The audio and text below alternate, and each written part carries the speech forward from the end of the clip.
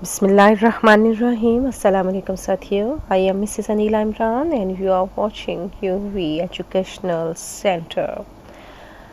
Detection and art. आज हमारा ये लेसन है सैमुअल टेलर कॉलरिज की लिखी हुई. ये आर्ट है. आर्ट क्या होती है? एक गज़ल होती है. और डिजेक्शन क्या है? अफसरदगी, बेबसी, मायूसी, इन तमाम मफ़हूम में आ जाएगी. और इन मफ़हूम के साथ साथ जब कॉलरिज ये लिख रहे थे तो ब्रिटिश और फ्रेंच वॉर भी चल रही थी. 1802 की बात है. डिजीज़ भी थी, इंडस्ट्रियलाइज रेवोल्यूशन भी चल रहा था. और कॉमन मैंस की फीलिंग यही थी कि डिजेक्शन हर तरफ फैली हुई थी. जैसे अगर आज का मौसम देखें तो वायरस की वजह से भी काफ़ी डिजेक्शन फैल रही हुई है. और इस ज़माने की शायरी को हम आज से कोई 200 साल बाद बढ़ेंगे तो फिर बताया जाएगा भाई उस वक़्त डिज़ीज़, वायरस, इस तरह की वबाएँ फैल रही थीं और लोग परेशान हाल थे और उनकी परेशानी का ये आलम था. इसके साथ साथ बताना चाह रही हूँ कुछ इन्फॉर्मेशन सैमुअल टेलर कॉलरिज के बारे में कि ये इनकी वाइफ का नाम था सारा फ्रिंकलेस इनकी वाइफ थी. और सारा हचिनसन इनकी बिलव्ड थी. और साथ साथ ये भी देख लें कि सारा हचिनसन जो थी वर्ड्सवर्थ की साली भी थी. और वर्ड्सवर्थ कौन थे? जिनके साथ मिलकर इन्होंने लिरिकल बैलड नामी एक बुक लिखी थी. और इस बुक में बहुत सी पोइम्स तो वर्ड्सवर्थ की थी, लेकिन बेशतर मशहूर होने वाली पोइम्स जो थी वो कॉलरिज की थी, जिसमें से सबसे ज़्यादा मशहूर उनकी ballad the rhyme of the ancient mariner है. और एंशिएंट मैरिनर पर हम बहुत तफसीली टेक्सचुअल वीडियोस बना चुके हैं. अगर आप हमारे प्लेलिस्ट में जाएंगे तो आपको बहुत सी वहाँ पर और भी सेट मिल जाएंगे, जिसको अगर आपने देखना हो सीक्वेंस वाइज हमारे प्लेलिस्ट में जाएं. वहाँ से आप इनके टेक्स्ट भी देख सकते हैं और क्रिटिकल अप्रिसिएशंस भी आपको मिलेंगी. नावल, ड्रामास और न्यू क्रिटिसिज्म के राइटर्स भी आपको मिलेंगे वहाँ पर. हमारे चैनल को लाइक करें, सब्सक्राइब करें.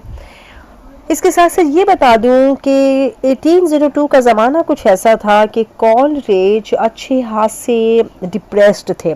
क्यों? क्योंकि इनकी बेगम इनसे लड़ झगड़ कर जा चुकी थी और बेगम ने 1808 में सेपरेट भी हो गई थी, इनसे डाइवोर्स ले लिया था 1808 में. लेकिन 1802 में वो इनसे सिर्फ झगड़ा करके गई थी. और ये जो सारा जो सिस्टर्स थी ना, सारा फ्रिंकल्स जो फैमिलीज थी ना, वो 3 बहनें और इधर से कॉलरिज के 2 और दोस्त, इन 6 लोगों ने मिलकर एक तंजीम बनाई थी पैंथीज़म के नाम से.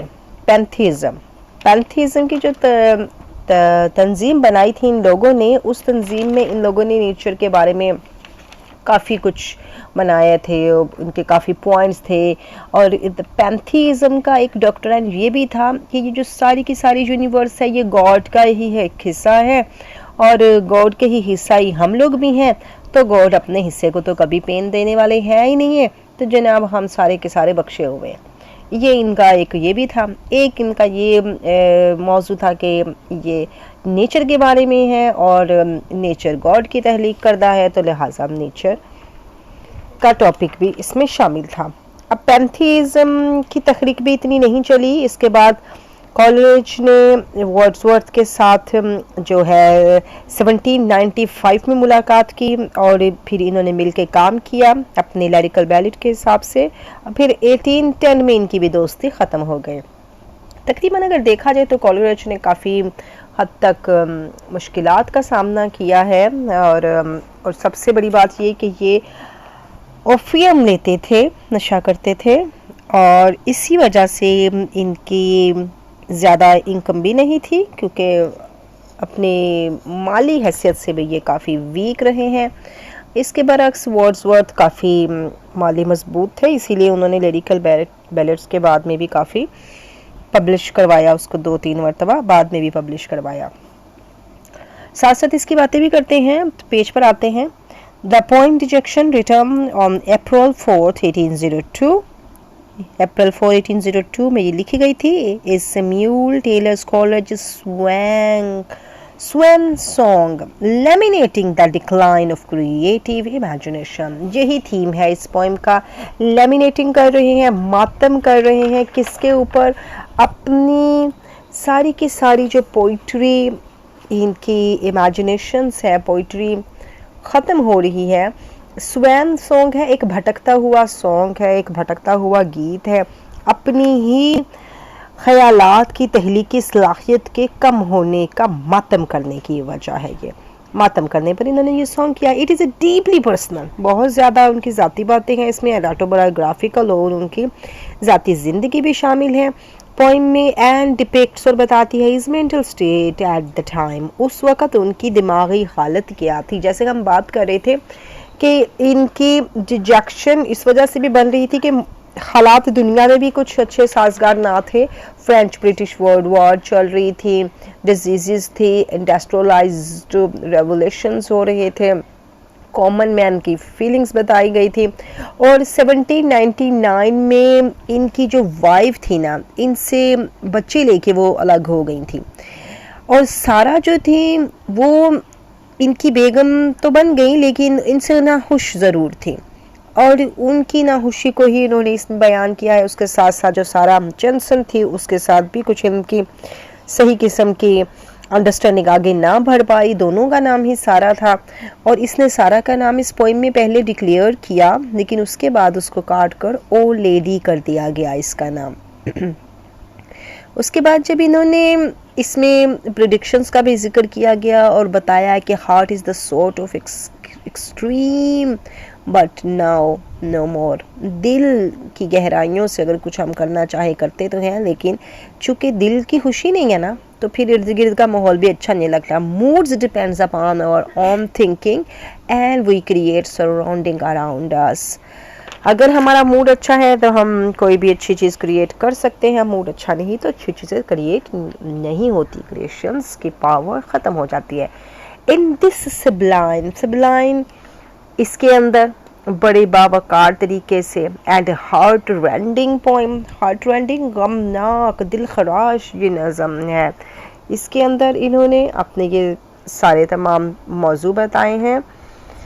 इसके बाद बताना चाहते हैं कि Coleridge gives expressions to an experience of double consciousness. अपने एक्सप्रेशंस बताते हैं अपने शऊर के बारे में, ये दोगले हुए पड़े हैं, कभी हाँ कभी ना, कभी यस कभी नो, कभी खुशी कभी गम। हिज सेंस परसेप्शंस एंड वेविड, उनकी जो एहसास है परसेप्शन का, परसेप्शन किसी नुक्ताए नज़र पर पहुंचने के लिए जो उनका एहसास है, और जो उनके वेविड्स हैं, उनके वाजिया और शोख किस्म के जो उनके ख्यालात हैं, एंड इन पार्ट एग्रीबियल, और इसी के साथ वो मुत्तफिक भी हैं।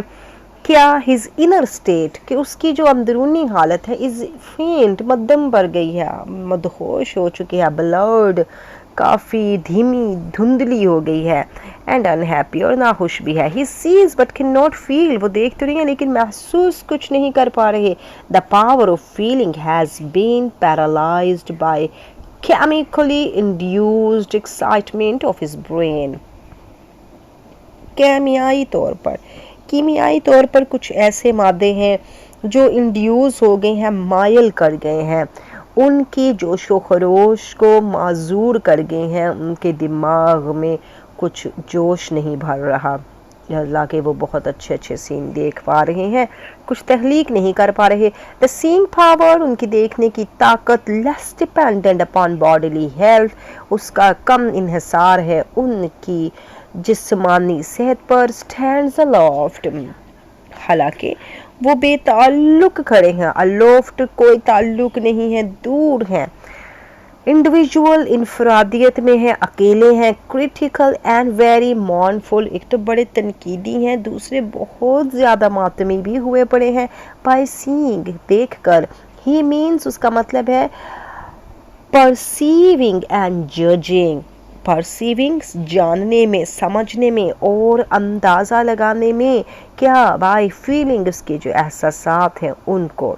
He means that which impulse action, वो सोचते हैं कि कौन सा ज़बरदस्त किस्म का मेरा अमल होगा।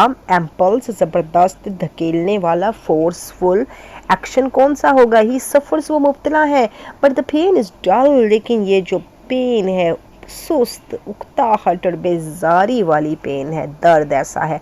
एंड ही विशेस, ख्वाहिश करते हैं इट वर्क हिम कि ये मज़ीद इसकी गहराई में जाएं।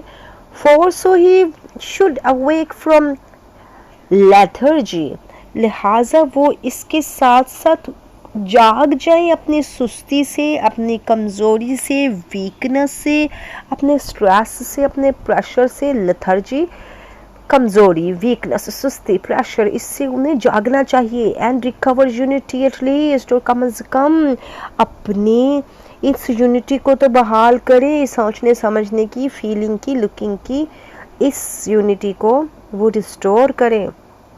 But nothing from outside can restore him, लेकिन बाहर की चीज़ से कुछ भी उसकी ये कुव्वतें बहाल करने के काबिल नहीं है। As the source of the soul's life are with them, जैसे ये सारे ज़रिए जो ज़िंदगी की रूह के हैं ये तो हमारे अंदर ही थे। अब अंदर खुशी नहीं है तो बाहर जितना हसीन मौसम है उन्हें हसीन महसूस नहीं हो रहा। The poet's heart is benumbed by pain, benumbed बेहस हो गया है। इसमें अगर देखें तो ये एम जो है ना, इन्होंने एक साबका लगाया है, प्रीफिक्स लगाया है, और नम्ड मैंने हो जाना, सुन हो जाना, बेहिस हो जाना, नम्ब। अब नम्ड हो गया है, बेहिस हो गए हैं दर्द की वजह से। एट हिज स्टेट, इसी हालत में, as it seems to paralyse his heart, इसी हालत ने उसके दिल को भी माजूर कर दिया है। The poet sees the old moon in the lap of the new moon. अब वो एक देखते हैं कि पुराना चांद नए चांद की गोद में है, और नया चांद क्या होता है, एक छोटी सी लकीर होती है। पुराना चांद क्या होता है, गोल मटोल फुल होता है। लेकिन जब वो गोल चांद एक लकीर की गोद में है तो ये एक फिनोमिना है, एक मज़ाहिर कुदरत है, ये एक अजूबा है। According to an ancient superstitions, और पुराना एक तोहम परस्ती यकीन ये है, is the harbinger of a furious storm. Harbinger है कि खबर रसा है, हार्बिंजर नकीब है, खबर दे रहा है कि क्या होने वाला है, एक बहुत ही शदीद तूफ़ान आने वाला है। That is likely to blow, जो कि बस फूटने ही वाला है, तूफ़ान आने ही वाला है। The poet would welcome that storm, वो तो इस तूफ़ान को खुशामदीद ही कहेगा, बिकॉज इट माइट स्टार्टल, ये स्टार्टल कर देगा, ये चौंका देगा। डैट इज़ लाइकली टू, ये स्टार्टल कर देगा the dull pain of his heart, उसकी इस सुस्त, इसकी बेखस दर्द को, इसकी उकताहट वाले दर्द को वो चौंका कर रख देगा। यानी तूफ़ान आएगा तो उसके जो दिल परेशान है उसमें भी कोई हिचकिचाहट मच जाएगी, कोई उसको भी सदमा सा लगेगा और शायद वो होश में आ जाए। हाउएवर द पोइट्स डल, ये जो उसकी सुस्ती है, उसकी उकताहट है, एंड ड्राउजी ग्रीफ, ड्राउजी क्या है, नींद वाला, गनूदगी वाला गम जो है, फाइंड्स नो आउटलेट, उसे तो कुछ भी बाहर आने का रास्ता दिखाई नहीं दे रहा। He has been gazing at the beauty of the sky, वो आसमान की खूबसूरती को घूरे चले जाता है। And stars all evening, और जो रात में सितारे हैं, without being able to feel that beauty, और उसको ये भी महसूस नहीं हो रहा कि सितारे भी कितने खूबसूरत हैं, रात को हैं, वो इनकी खूबसूरती भी महसूस नहीं कर पा रहा। The poet cannot hope to obtain, उसको उम्मीद ही नहीं है कि हासिल करेगा these from external sources, ये जो बैरूनी ज़रिए हैं इनसे उसे कुछ हासिल हो, कोई उम्मीद नहीं। as the inner sources, और जो उसका अंदरूनी ज़रिया है, of animation and excitement in life have dried up, animation जोश, हरकत, पजीराई, ज़िंदगी बख्शने का अमल, एनिमेशन जो उसके अंदर था, एक्साइटमेंट जो जोश व खरोश था ज़िंदगी का, ड्राइड अप, सब का सब खुश्क हो चुका। बंजर हो चुका। Nature has no life of her own, nature की अपनी कोई जिंदगी नहीं है। कॉलरिज ने ये निकाला कंक्लूजन कि जनाब नेचर ने अपने आप तो कुछ भी नहीं बनाना, हम ही ने उससे शक्ल और सूरत देनी है। जबकि वर्ड्सवर्थ ने इस थ्योरी को डिनाई किया और फिर इसने वर्ड्सवर्थ की थ्योरी को डिनाई किया और दोनों सेपरेट हो गए। यही इनकी थ्योरी थी। ये कहता था नेचर की कोई ज़िंदगी नहीं है और वर्ड्सवर्थ का ख्याल था कि नेचर से ही इंसान बहुत कुछ लेता है। नेचर बजाते खुद एक लिविंग होल है, एक लिविंग ऑर्गेनिक होल है। We transfer our own moods and our own feelings of nature. हम तब्दील करते हैं अपनी तबीयतों को, अपने एहसासात को नेचर की तरफ। नेचर बजाते खुद कुछ नहीं है। External sights are illuminated by the light. ये जो बैरूनी नज़ारे हैं इनको रोशनी मिलती है कहाँ से? उस रोशनी से विच कैन फ्लो, जो कि बहती है फ्रॉम द जॉय, उस लुत्फ से इन आवर हार्ट्स, जो कि हमारे दिलों में है। हमारे दिल खुश हैं तो वही बहाव हमें बैरूनी तौर पर दिखाई देता है। And external sounds can acquire a melody, और बैरूनी जो आवाज़ें होती हैं वो हमें कोई ना कोई सुरूर देती हैं, मुसरत देती हैं, मौसीकी देती हैं। ओनली फ्रॉम द जॉय, और जॉय से ही देती हैं। That must flow from our hearts, जो सुरूर हमारे दिलों में से बहकर आना चाहिए, जो हमारे दिलों से ताल्लुक़ रखता हो। वही बहाव जब बाहर आता है तो हमें बाहर की दुनिया भी अच्छी लगती है। ऐसा है किसी का कोई फोत हो गया हो और उसे कोई शादी की खबर मिल जाए तो उसे तो उस खबर से खुशी नहीं मिलेगी। क्यों? क्योंकि उसका फ्लो, उसका हर्ट सैड है, तो जॉय कहाँ से आएगा? The poet recalls the time, वो उस वक़्त को याद करता है, when he was used to experience the joy, जब वो इस लुत्फ़ को तजर्बाती तौर पर महसूस करता था। But now he has been crushed by the misfortunes of life, लेकिन अब तो वो चिकनाचूर हो चुका ज़िंदगी की इस बदकिस्मती से। कौन सी बदकिस्मती? कि अब वो महसूस नहीं कर पा रहा है बैरूनी जॉय क्या है। जैसा कि मैंने पहले बताया आपको कि सारी सिचुएशन आउटसाइड ख़राब है, इसके घरेलू हालात ठीक नहीं है, माशी हालात ठीक नहीं है, कंट्री के हालात ठीक नहीं है, और कॉमन मैन की थिंकिंग जो है वो सारी की सारी क्रश्ड हुई पड़ी है। His joy is gone, उसका तो लुत्फ़ ही जा चुका है। And the power of his creative imagination, और उसकी तख्लीकी तख़य्युलात की ताकत has greatly declined, बहुत ज़्यादा कम हो चुकी है। It has been twisted and infected, और ये तो जैसे तरोड़ी मरोड़ी गई है और इन्फेक्टेड हो गई है, मुतासर हो गई है, आलूदा हो गई है बाय फ़िलोसफ़ी की उसमें रूह आ गई और शायरी की रूह निकल चुकी है। एंड मेटाफिज़िक्स, और गैर मादी चीज़ों की रूह उसमें आ गई, यानी वो फ़िलोसोफर बन गया, वो मेटाफिज़िक्स बन गया, उसकी पोइट्री पावर, शायरी ख़त्म। Dismissing the depressing thoughts, dismissing बर्खास्त कर रहा है, मुस्तरद कर रहा है वो सारी के सारे परेशान कुन्ना उम्मीद ख्यालात से। ही टर्न्स हिज अटेंशन, वो अपनी तवज्जो को मोड़ता है टू द वेरियस श्रोइंग, मुख्तलिफ़ किस्म की चीखों की तरफ। ग्रोनिंग, गुराना, दर्द से कराना, ये वही दर्द से कराना है जो इनशिट मैरिनर में भी वो सारे के सारे मल्लाह करा रहे थे दर्द से। फेयरफुल साउंड्स, बड़े खौफनाक किस्म की आवाज़ें लगा ले, जंग की आवाज़ें, बारूद की आवाज़ें, घरेलू परेशानियों की वजह से खौफ आ रहा है भाई, लड़ाई झगड़ों की आवाज़ें, ये सारा कुछ हो सकता है। That the raising storm is producing, raising एक भरपूर किस्म का, एक धारे मार कर आने वाला तूफ़ान जो है वो पैदा होने वाला है।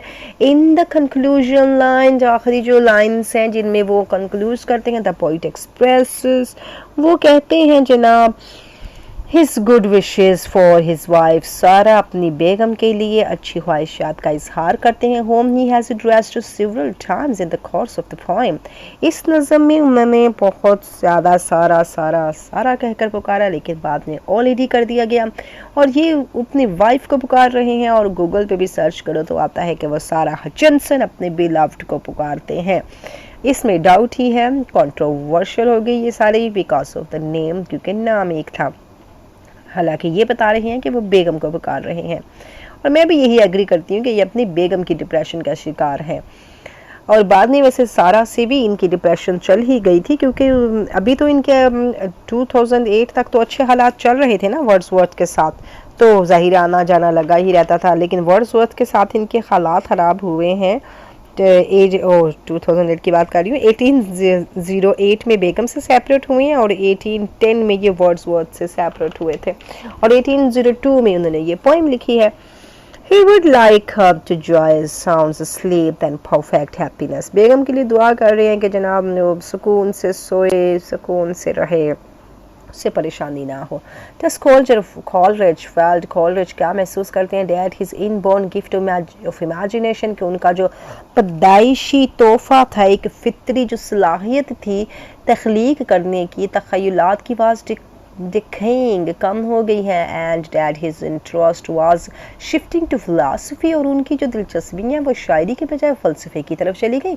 His talent for poetry was drying up, उनका जो हुनर था शायरी का वो बिल्कुल बंजर खुश्क हो चुका। And he was becoming more and more of a philosopher, और वो ज़्यादा से ज़्यादा फ़िलासफ़र बन गए हैं। This thing greatly distressed to him, इस चीज़ ने उसे बहुत ज़्यादा परेशान कर दिया। And he was dejected at the thought, और वो इस सोच की वजह से मायूस हो गए, that his interest is abstruse research was crushing his poetic talent, कि उसकी ये जो abstruse है, ये गैर मामूली किस्म की अचानक जो है उनमें आने वाली तब्दीली, ये जो है एब्स्ट्रूज है, ये तब्दीली जो उनकी रिसर्च की है गैर मामूली और मुश्किल किस्म की, वो जो रिसर्च कर रहे थे, क्रश्ड हो गई है, ख़त्म हो गई, चिकना चूर हो गई, और उनका पोइटिक टैलेंट बिल्कुल ख़त्म हो गया। ये डिजेक्शन अपने पोइटिक टैलेंट के लिए ही वो ज़्यादा रो रहे हैं। ये नहीं कह रहे मेरे बीवी से ताल्लुकात ख़राब हो गए, मुल्की हालात ख़राब हो गए, या मेरे महबूबा से ताल्लुकात ख़राब हो गए, बस वो कह रहे हैं कि मैं कुछ क्रिएट नहीं कर पा रहा, मेरी पोइटिक जो एबिलिटी है वो डिक्लाइन हो गई है, फिनिश हो गई। The poet express his grief at his loss, अपने इस गम को जो उनका नुकसान हुआ है उसको वो कैसे बयान करते हैं, अ ग्रीफ विदाउट पैंग, एक दर्द लेकिन अचानक उठने वाले दर्द के बगैर। Void dark and drear, void खाली, बिल्कुल बातिल, वॉइड हुआ है गहरा, डार्क अंधेरे में, एंड डेयर और बहुत ही खौफनाक, स्टैफल्ड एक ऐसा दबा देने वाला, कुचलने वाला, ड्राउसी गनूदगी में लाने वाला, अनइम्पैशन्ड ग्रीफ, ऐसा ग्रीफ, ऐसा दर्द जो अनइम्पैशन्ड है, जिसमें किसी किस्म का कोई भी जज्बा नहीं है, उस दुख में, उस गम में, which finds no natural outlet, no relief, जो अभी हम पढ़ कर आए हैं कि इसको कोई कुदरती जरिया ही नहीं मिल रहा कि कैसे ये बाहर निकले और कैसे उसे सुकून मिले। रोना नहीं आ रहा, किसी से अपनी बातें, अपनी भड़ास नहीं निकाल रहा, यानी कोई कथारसिस नहीं उसका हो रहा, उसको कथारसिस चाहिए। इनवर्ड और साई और टीयर, या तो अल्फाज से करे, या आहों से करे, या आंसुओं से करे, कोई भी उसका ज़रिया होना चाहिए जो वो अपनी इन ख्वाहिशात का इजहार करे। Seldom has grief found such tragic expressions as in this poem. शायद हम ये जो गम है, ये जो ट्रैजिक इम्प्रेशन है, ये जो अलमिया तासुरात है इस नज़म में हमें मिलते हैं, विच हैज़ बिन कॉल्ड, जिनको क्या कहता है poet, the poet dirge of infinite pathos over the grief of creative imagination. जिनको ड्रिज क्या है, ड्रिज का मतलब बताना चाह रही है नोहा, एक मातम, मुर्दे को याद करके जो हम कसीदा पढ़ते हैं या जो कोई बात कहते हैं, लैमिनेट करते हैं, मातम करते हैं, वो हो गया ड्रिज।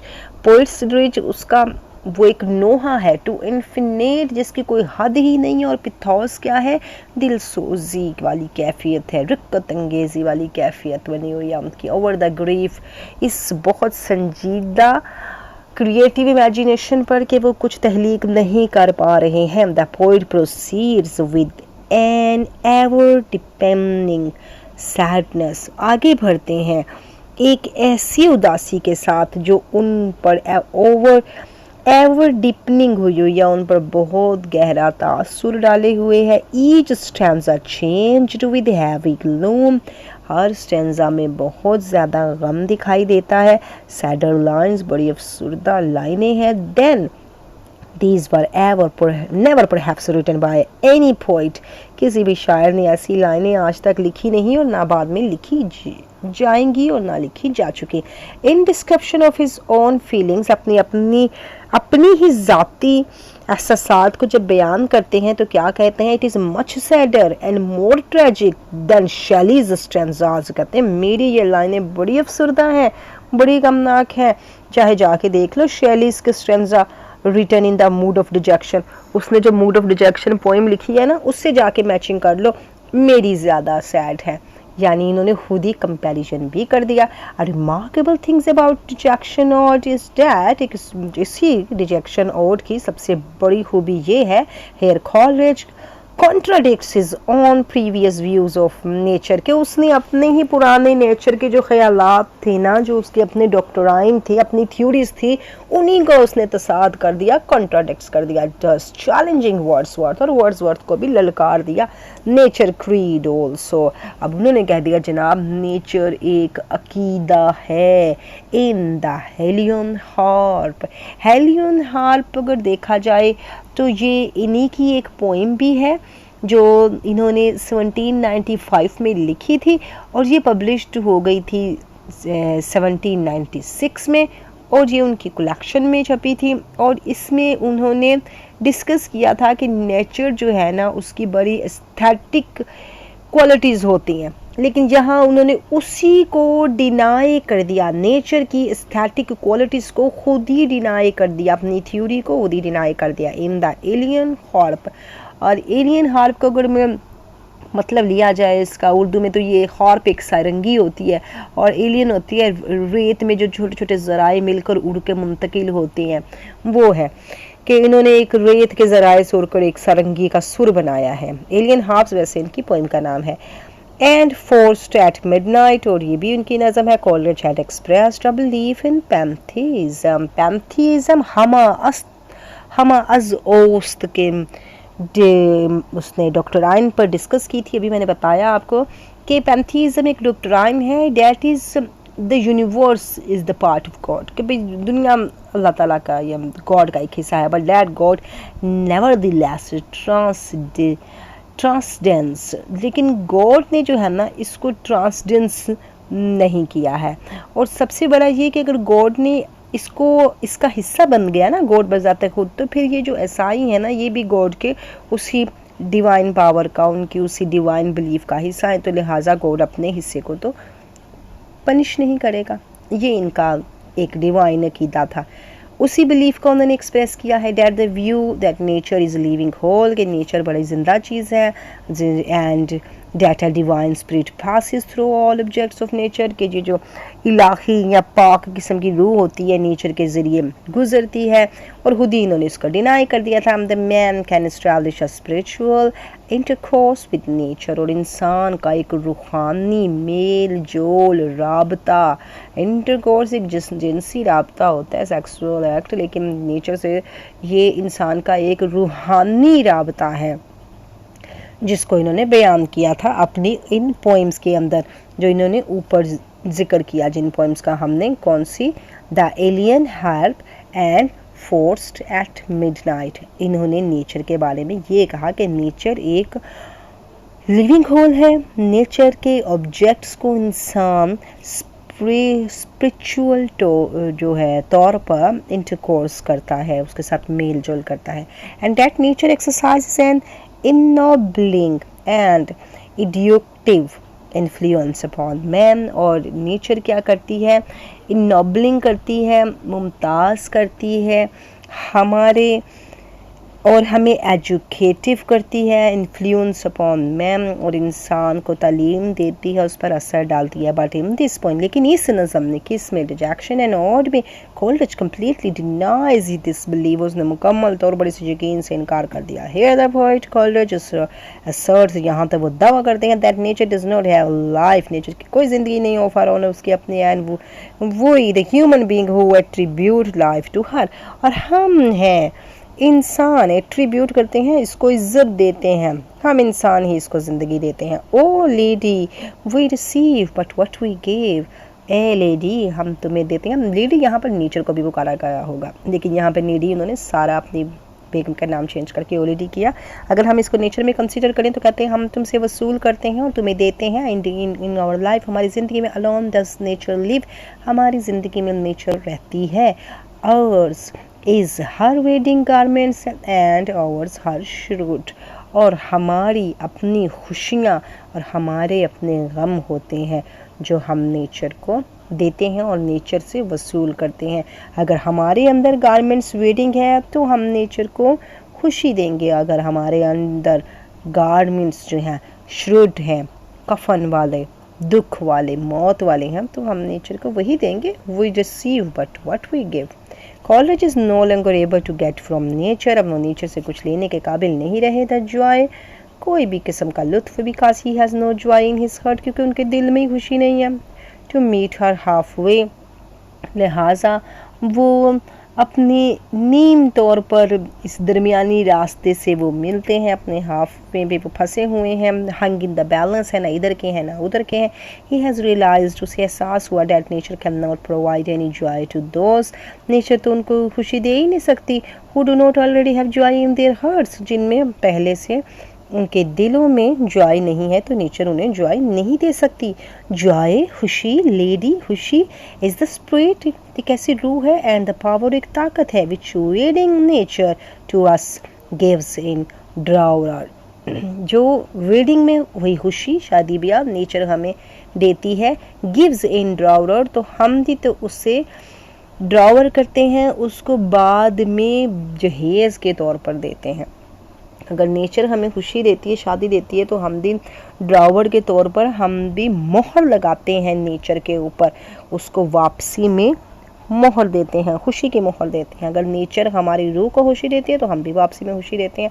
अगर हमारी रूह पे ड्रावर एक मोहर लगी है गम की, तो हम नेचर से कुछ नहीं ले सकते, हम नेचर को खुशी नहीं दे सकते। द रिजेक्शन और use some very vivid and concrete imagery use की, बड़ी मजबूत किस्म की, बड़ी वाजिया किस्म की। द फर्स्ट स्टैंजा, पहले स्टैंजा में we have the powerful image, हम पहले बड़े पावरफुल इमेजेस देखते हैं इसके। ऑफ द विंटर ब्राइट, सर्दी की बड़ी रोशन, और न्यू मून है, having the old moon in her lap, उसकी गोद में पुराना मून है। जैसे नया मून एक हलाल है, एक नेल की तरह निशान है, और पुराना मून एक गोल चांद है जो उसकी गोद में है। एंड स्वेलिंग स्टॉर्म, एक उभरता हुआ तूफान, with night shower falling loud and fast, जो कि इस रात में बहुत तेज़ी से उभरने वाला है और बहुत शोर करने वाला है।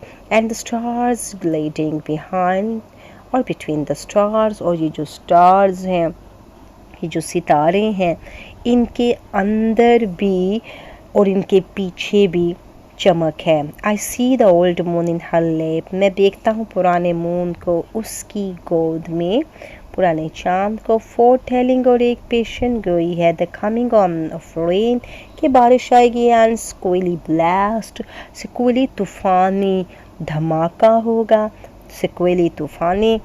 And oh that even now the gust was swelling, gust क्या होती है? तेज़ हवा के झोंके, इसीलिए तेज़ हवा के झोंके भी फैल रहे हैं। More vigorous and forceful are the lions, बहुत ही ज़्यादा भरपूर किस्म की, विगोरियस ज़बरदस्त किस्म की लायंस कौन सी हैं? जब वो बताते हैं where the sounds of storm, जहाँ पर तूफ़ान की आवाज़ आ रही है, आर कंपेयर्ड, उसको पहले तो मुआजना किया गया, first to the rushing of the defeated army, पहले उस फौज के साथ जो शिकस्त खुर्दा है, विद ग्रोन्स, उसकी आहें, ऑफ द ट्रम्पल्ड क्या है? रोंद डाला, जिनको पामाल कर डाला उन्होंने। एंड वॉन्डेड मैन और ज़ख्मी आदमी है। And then to the alternate, और फिर वो मुतबादल कायम मकाम, मॉर्निंग वो कराना, वो आहें एंड स्क्रीमिंग चीखें ऑफ द फ्राइटेंड चाइल्ड, उन बच्चों की who has lost its way home, जो अपने घरों का रास्ता भी भटक गए। What tells do now about, अब तुम्हें क्या इस बारे में बताऊं।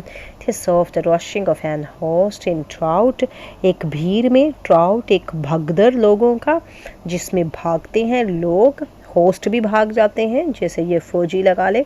विद ग्राउंड्स गम है ऑफ ट्रम्पल्ड मैन, ऊपर उनको पमाल किया जा रहा है, ऐसे आदमी नीचे पमाल हो रहे हैं, ट्रम्पल्ड रोंदे जा रहे हैं आदमी विद स्मार्टिंग वोन्ड्स, और उनको बहुत ज़्यादा ज़ख्म है। At once they ground with pain, दर्द के साथ वो कराते हैं। And shudder with the cold, और सर्दी से कपकपा उठते हैं। But there is a pause of deepest silence, लेकिन एकदम ही वहाँ पर बहुत गहरी खामोशी छा जाती है। एंड ऑल दैट नॉइज़, ये जो सारे का सारा शोर है, as of a rushing crowd, ये सारे का सारा शोर, उन भागते हुए लोगों की आवाज़ें, ये सब कुछ।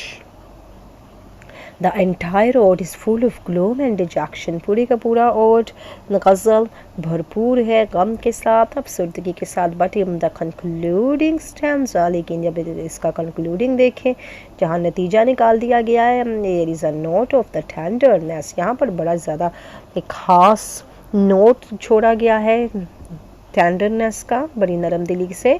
द पोइट हियर एक्सप्रेसेस, बयान करता है his good wishes for his wife सारा, अपनी बेगम सारा के लिए अच्छे ख्यालात का इजहार करता है। Home he has addressed several times in the course of the poem, इस पोएम में उन्होंने उसे बेतहाशा बार पुकारा है। He would like his wife Sarah to enjoy sleep, चाहते हैं उनकी बेगम सारा नींद के मज़े ले, ख्वाब खरगोश के मज़े ले। And would also like her to enjoy perfect happiness, और बेगम के लिए दुआ करते हैं कि वो हमेशा खुश रहें। He himself is unable to sleep, बज़ाते खुद तो वो सोने के काबिल नहीं है। But he does not want her to have such experience of sleeplessness, लेकिन बेगम को नहीं चाहते कि वो ऐसी स्लीपलेसनेस का शिकार हों। ही विशेस, वो ख्वाहिश करते हैं that his wife should get up, वो उठे from the bed next morning, अगली सुबह जब वो अपने बेड से उठेंगी तो with a cheerful carefree heart, एक बड़ी खुशी के साथ उठेंगे और अपने दिल को परेशानियों से पाक पाएं। To land a sweetness of her voice, और उनकी आवाज़ में उन्हें मोहब्बत, प्यार और जोश मिले। थैंक्स अ लॉट साथियों, बहुत बहुत शुक्रिया। रिजेक्शन एंड नोट आपकी ही फरमाइश पर इसकी टेक्स्चुअल लाइन के साथ भी इंशाल्लाह आएंगे। अल्लाह हाफिज़। Like, subscribe and share our channel.